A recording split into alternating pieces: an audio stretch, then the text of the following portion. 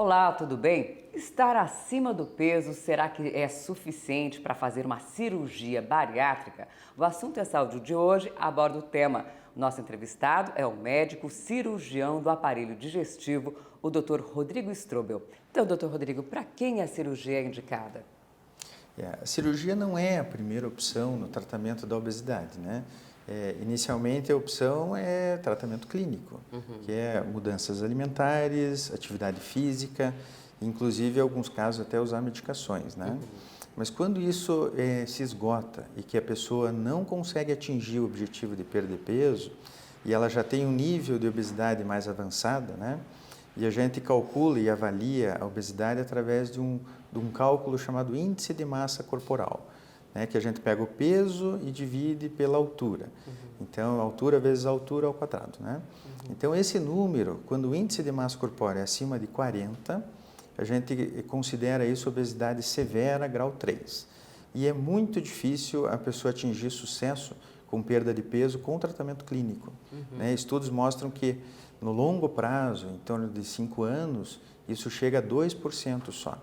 Então, para essas pessoas, índice acima de 40 ou entre 35 e 40 e que já tenham comorbidades, que são doenças que vêm agregadas ao ganho de peso, como hipertensão, né, pressão alta, diabetes, apneia, né, gordura no fígado, que é a esteatose, e vários outros problemas. Quando a pessoa está nessa categoria, a indicação cirúrgica é muito boa. Então, quem indica não é o paciente que quer fazer uma cirurgia bariátrica, é o profissional que vai ver se essa pessoa está apta ou não à cirurgia, é isso? O primeiro passo, sem dúvida, é a consulta com o médico, né? Então, pode ser com um endocrinologista ou, né, diretamente com um cirurgião que é da área de cirurgia bariátrica, e daí o cirurgião vai saber orientar certinho, né? O que explica, doutor, essa explosão de cirurgias bariátricas que a gente vê hoje, que há uns anos atrás a gente não via? Então hoje tá mais na mídia, é mais conversado sobre isso, mas por incrível que pareça, estudos americanos mostram o seguinte, que de 100% das pessoas que têm obesidade mórbida e que têm a indicação de fazer a cirurgia, apenas 1% o fazem. Então, a gente tem muitas pessoas que sofrem com obesidade e acabam não passando pela cirurgia. Essa ideia de que está sendo feito demais é errônea, na verdade. Porque tem muita gente com indicação de cirurgia que não passa pela cirurgia por várias razões. Inclusive, foi feita uma pesquisa em 2017 nos Estados Unidos, que das 10 principais razões, a número 1 é medo de morrer fazendo cirurgia. Né? Então, ela tem medo de ter uma complicação grave e morrer. Né? E quando a gente vê em bons centros de cirurgia, os resultados são muito bons. Então, o senhor falou de medo de morrer, né? Quais são os principais riscos de uma cirurgia? Porque cirurgia é cirurgia, né? Ela tem o risco, toda cirurgia tem o risco. Mas a cirurgia bariátrica especificamente? É muito importante que o pré-operatório seja bem feito, para identificar doenças e a gente corrigi-las antes da cirurgia. Então, por exemplo, se a pessoa é diabética, a gente precisa controlar o diabetes. E todos esses cuidados a gente consegue ganhar muito em segurança, né? Mas especialmente o risco inicial é uma fístula, que é romper um grampinho do estômago e isso necessita reoperação, muitas vezes UTI, né? E isso ocorre perto de 1, 2%. Então é bem incomum. Existe uma idade? Existe. A partir de alguma idade a pessoa pode fazer? O padrão da idade seria entre 18 e 65 anos de idade, né? Mas exceções existem. Né? Pessoas acima de 65 anos também se beneficiam muito com a cirurgia. E existem pessoas, doutor, que podem fazer a cirurgia e podem voltar a ganhar peso depois? Sim, sem dúvida. Porque a cirurgia é só um mecanismo inicial, especialmente forte nos primeiros 2 anos, em que ajuda a pessoa a perder muito peso. Né? Mas ela tem que, nesses 2 anos iniciais, adquirir bons hábitos de vida. Então, alimentação correta, atividade física, né? Com a perda de peso, isso se torna muito mais fácil. Né? E com bons hábitos de vida, ela vai conseguir sustentar a perda de peso no longo prazo. Porque senão ela pode reganhar peso, né? Sedentarismo, né? Má alimentação reganha peso. Né? São 2 anos aí que ela fica que ela ganha bastante peso, é isso? A gente considera os 2 anos iniciais como se fosse a lua de mel, né? Que é o período em que a pessoa vai ter uma perda de peso muito importante. Ela vai ver o resultado mais rápido. Vai ver o resultado, né? E muitas pessoas, né, até falam que a falta da comida gera tristeza, depressão. Mas quando a pessoa consegue fazer atividades do dia a dia, como subir uma escada, né, vestir uma roupa, né, e várias outras coisas simples do dia a dia, isso traz muita felicidade para os pacientes. Né? E a pessoa, muitas vezes a pessoa faz a cirurgia bariátrica, mas ela não tem uma boa relação com a comida, né, doutor? Por isso antes, né, o pré-operatório, ele é tão importante? Isso. Então, é muito importante que tenha junto uma equipe multidisciplinar. Tem que ser uma equipe multidisciplinar. Sempre. Isso é muito, muito importante. Então, na equipe multidisciplinar, tem psicólogo, que vai abordar esses temas, a relação com a comida, né? Tem nutricionista, que também vai ajudar, né? Educador físico, né? Cardiologista, endocrinologista. Então, com uma equipe multidisciplinar, o sucesso é muito maior. E adquirindo, por exemplo, bons hábitos de vida, né? É o mais difícil, né? Que é a pessoa transferir um pouco da compulsão que existe do alimento e não para outras compulsões, como bebida. Porque a pessoa tende a transferir, né, as suas compulsões, né? Então, a gente sempre orienta que a melhor compulsão que existe é o exercício físico. Se ele virar compulsivo por atividade física, é o melhor caminho. Né? E existem vários tipos de técnicas de cirurgia bariátrica? Sim, hoje existem especialmente 2, né? Tem vários outros tipos, mas as principais são 2. Uma é uma cirurgia conhecida como bypass gástrico, e que envolve mexer no estômago, e a gente faz uma conexão desse menor estômago com uma alça de intestino. Explica pra gente direitinho. Então a gente faz um grampeamento do estômago, na região da pequena curvatura do estômago, e transforma esse estômago no estômago que vai ser utilizado. O estômago maior ele passa a não ser utilizado, e esse estômago é conectado com uma alça do intestino.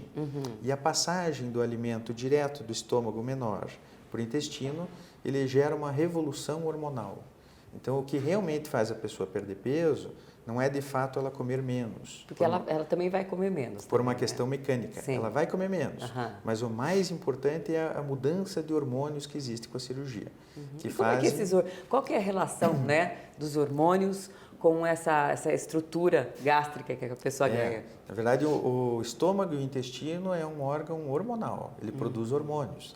E esses hormônios conversam com o pâncreas, com o fígado, conversam com o músculo e conversam com o cérebro. A gente tem lá no cérebro, tem a hipófise, né? E ele reprograma o organismo para pesar menos. Então, isso é bem interessante, né? Isso cada vez o mundo científico está evoluindo em pesquisas e descobrindo isso. Isso acontece na cirurgia do bypass. E a outra cirurgia é a cirurgia do sleeve. Em português é conhecido como gastrectomia vertical. Né? O inglês é sleeve gastrectomy. Então, o apelido em português ficou sleeve. Né? Essa cirurgia consiste em mexer só no estômago. Então, a gente não mexe em nada no intestino e faz um grampeamento, retirando um segmento, a região que a gente chama de grande curvatura, a gente retira do estômago. E daí essa cirurgia também tem efeitos hormonais. Também. E o que define a escolha por uma técnica ou por outra? A cirurgia de bypass, ela é mais antiga, ela tem mais história e ela é uma cirurgia que consegue manter uma perda de peso mais de longo prazo. A longo prazo. A cirurgia de sleeve é uma cirurgia mais recente, 10, 15 anos de história só. E ela pode gerar reganho de peso depois do 5º ano. É mais comum reganho de peso com sleeve. E para pessoas que têm a doença do refluxo, que é azia, queimação, a cirurgia de sleeve não é tão boa, porque ela pode piorar o refluxo. Então, cada caso é estudado. Isso. E o cirurgião ele pode optar por uma ou por outra. Exatamente. E, doutor, a gente observa também que as pessoas que fazem a cirurgia bariátrica, muitas começam a apresentar problemas de falta de vitamina. Isso acontece? Isso é normal? Isso não é para acontecer, porque o acompanhamento com a equipe multidisciplinar acontecendo com o nutricionista, com o próprio médico, né, um clínico, a gente vai antes dos problemas das vitaminas. Antes que chegue a gerar deficiências de vitaminas, a gente já entra com reposição. Uhum. E por que essas pessoas podem apresentar essa deficiência de vitaminas? Na cirurgia de bypass, as pessoas muitas vezes atrapalham um pouquinho a absorção de algumas vitaminas. Ah, pode atrapalhar. Atrapalha, especialmente a vitamina B12. Então, a gente orienta a reposição da vitamina B12, orienta a reposição, em casos selecionados, do cálcio, ácido fólico, vitamina D. Né? A D tem muita relação também com a exposição ao sol. Né? Mas algumas vitaminas que a gente já sabe que vão faltar, então a gente já orienta a reposição antes que elas cheguem a faltar. Né? E essa reposição, ela é rápida? Ela é rápida. Na verdade, a B12, por exemplo, ela consiste de um comprimido embaixo da língua uma vez por semana. Né? A D também, são 3 comprimidos, 3 cápsulas que se usam uma vez por semana. Né? Muitas pessoas que não fizeram cirurgia também deveriam estar usando vitaminas. Né? Sim, né? Só não descobriram isso ainda, né? Por causa da cirurgia. E o paciente que faz a cirurgia acaba tendo um acompanhamento muito mais de perto, muito mais correto. E a gente consegue identificar a deficiência de vitaminas mais precocemente. Né? E depois que o paciente faz a cirurgia, por quanto tempo ele continua sendo acompanhado pelos médicos? Na verdade, é um casamento eterno, né? Então, nos primeiros 2 anos é um acompanhamento mais próximo, entre o 2º e o 5º ano é a cada semestre, então a cada 6 meses, e a longo prazo, depois de 5 anos, é recomendado que seja feito um acompanhamento anual. Então, todo ano é fazer um check-up, ver as vitaminas e tal. Faz quanto tempo, doutor, que essas cirurgias bariátricas existem? Elas começaram em 1955. Há muito tempo. Então é bem antigo, só que não era muito divulgado, né? Em 67 nasceu a cirurgia do bypass gástrico, né? E cada vez ela vem sendo mais realizada. E ela foi, vamos dizer assim, criada por causa da obesidade mesmo? Ou por causa das doenças que a obesidade traz consigo? No início, os médicos, cirurgiões, criaram a cirurgia para tratar especificamente a obesidade. Mas depois eles foram identificando que a cirurgia é muito boa também para síndrome metabólica, que é vinculada extremamente ao diabetes. Então, hoje, inclusive, tem a categoria de cirurgia metabólica, que é uma cirurgia que se indica para pessoas com índice entre 30 e 35.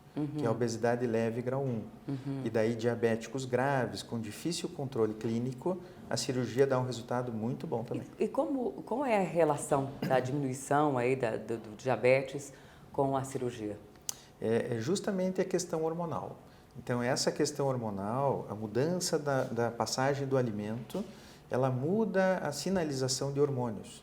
Então, tem vários hormônios, como o GLP-1, né, GIP, PYY, vários hormônios que são estudados. E esse GLP-1 ele é capaz de melhorar a função do pâncreas e diminui a resistência à insulina.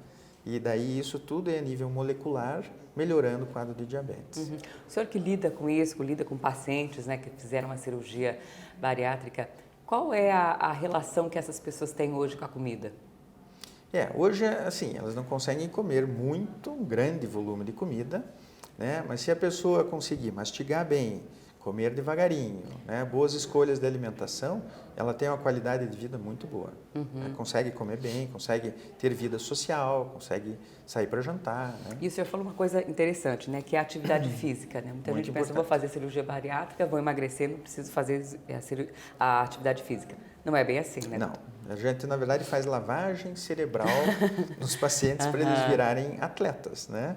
Então, começa já com 30 dias, 1 mês de cirurgia, né? Um processo de iniciar musculação, né? Especialmente até o 6º mês, a musculação é muito importante para avisar o organismo para queimar mais a gordura corporal e menos músculo. E depois do 6º mês, com menos peso, iniciar atividades aeróbicas. Então, já dá para começar uma corrida, bicicleta. Dentro de quanto tempo dá para voltar à atividade física mesmo? Atividade física intensa, aeróbica, por exemplo, corrida e tal, o legal é fazer isso após 6 meses. 6 meses. Porque a pessoa já não vai ter tanto peso, que não vai sobrecarregar as articulações de joelho, de tornozelo, né? E daí, com o músculo, a pessoa está apta a fazer atividade física geral, né? E a pessoa, às vezes, precisa fazer também cirurgia plástica também, né, doutor? Isso. Às vezes é necessária. Isso mesmo. Em pessoas que perdem muito peso, né? Quando chega a eliminar 80, 100 quilos ou mais, né, com certeza vai existir sobra de pele e daí é necessário muitas vezes fazer plástica de abdômen, né, mas é muito comum nas mulheres, pelo fato de perder a gordura dos seios, então acabar fazendo uma plástica de seio, né? Mas é uma pessoa que elimina 40, 50 quilos. Se ela fizer uma boa alimentação e atividade física, ela consegue se manter muito bem e não precisar de plástica no futuro. Tá ok então, doutor. Muito obrigada pela sua presença. Joia, obrigado.